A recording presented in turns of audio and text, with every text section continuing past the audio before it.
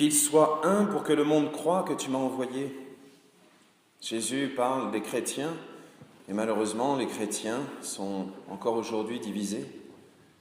Et il y a 70 ans, ils l'étaient. Et c'est normal que le monde ait du mal à croire, puisque, il y a 70 ans, des chrétiens faisaient la guerre à d'autres chrétiens. Oh, ce n'était pas parce qu'ils étaient chrétiens qu'ils se faisaient la guerre, mais c'est quand même triste de ne pas réussir entre personnes qui croient tous au même Dieu, à la même vie éternelle, quasiment tous, de ne pas réussir à se mettre d'accord. Et même si ce n'est pas tous, même si on avait que la moitié, comment se fait-il que les chrétiens soient aussi faibles quand il s'agit de mettre en pratique leur foi? C'est vrai, on peut nous le reprocher. On pourrait faire même ce reproche à Dieu en lui disant « Seigneur, tu es venu, tu es mort pour nous. Il y en a qui ne t'ont pas écouté, bon, on va dire que c'est leur liberté. Mais franchement, c'est un drôle de cadeau que tu nous as fait là, la liberté. Par contre, tu es ressuscité. Pourquoi est-ce que nous devons encore mourir? Pourquoi est-ce que Dieu n'a pas directement, le jour de la résurrection, mis la mort au panier, et puis c'est tout? Je vous laisse imaginer ce qu'auraient été les différentes guerres mondiales sans la mort. Je vous laisse imaginer ce que des personnes pouvant se battre indéfiniment auraient fait s'il n'y avait pas justement cette fin de la mort pour mettre tout le monde face à ses responsabilités. Alors nous pourrions parler de ce grave devoir de l'éducation, en particulier l'éducation à la liberté. De ne pas confondre la liberté, c'est-à-dire celle de faire grandir chaque jour notre liberté. On l'écrit au fronton de nos mairies et même de certaines églises. C'est quand même important d'essayer de la vivre, cette liberté, que ça ne reste pas des paroles en l'air. Et même comme chrétien, c'est une valeur qui est extrêmement importante. Et cette liberté, ce n'est pas juste la liberté de faire des caprices ou la liberté d'aller taper sur son voisin s'il nous dérange. Non. La liberté, le pape François nous en donne certains exemples, pas très faciles à entendre, c'est vrai.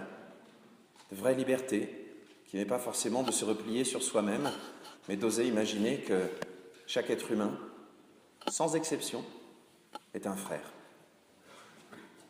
Aujourd'hui, j'aimerais m'arrêter avec vous sur cette première lecture, un peu déroutante. Nous avons Saint Étienne qui est là, accusé par tout le monde parce qu'il croit en Jésus, et tout le monde est en train d'essayer de lui faire dire le contraire. Et Jésus lui apparaît. Et Saint Étienne ne fait que dire « Je vois Jésus à la droite de Dieu ». Et à cause de ça, il se fait lapider. Je ne sais pas si vous avez remarqué, il faut connaître un petit peu la Bible pour ça, mais c'est la seule fois de toute la Bible où nous disons que Jésus est debout à la droite de Dieu. Quand nous disons notre foi, nous disons souvent qu'il est assis à la droite du Père. Là, ce que Jésus fait, il se met debout. On pourrait dire que ce n'est pas grand-chose. Il aurait pu venir le sauver. Mais non. Jésus se met debout et Saint Étienne se redresse lui aussi dans sa foi. Il sait qu'il va se prendre quelques cailloux dans la tête.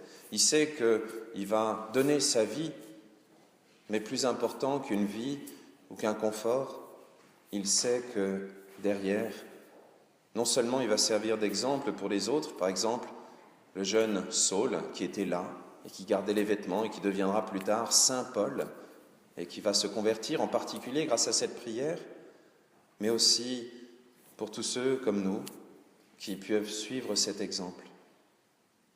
Et puis Étienne a pu sauver sa vie puisqu'il a sauvé sa vie éternelle. Nous, aujourd'hui, nous avons un exemple de cette même abnégation avec toutes ces personnes, tous ces morts pour la France que nous honorons aujourd'hui. Et même ceux qui ont simplement risqué leur vie, nous voyons dans ce bel exemple des personnes qui ont reconnu qu'il y avait quelque chose qui les dépassait, une liberté qui était plus importante même que leur propre vie ou leur propre confort.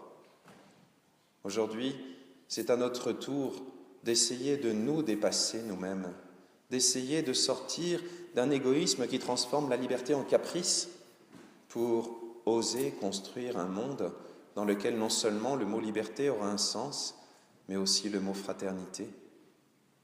Que Dieu nous aide aujourd'hui, que l'exemple de tous ces hommes, toutes ces femmes courageux nous aide à notre tour à prendre notre place dans un monde qui a besoin de personnes solides, de personnes fiables.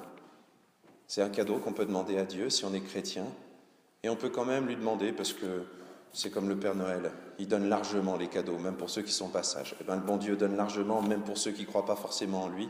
On peut lui demander ce cadeau de savoir être digne de confiance. Que Dieu nous aide, que l'exemple de tous les saints du ciel nous aide, que l'exemple aussi de ceux qui nous ont précédés, qui ont accepté de donner leur vie pour nous aide à construire un monde dans lequel chaque être humain a sa place.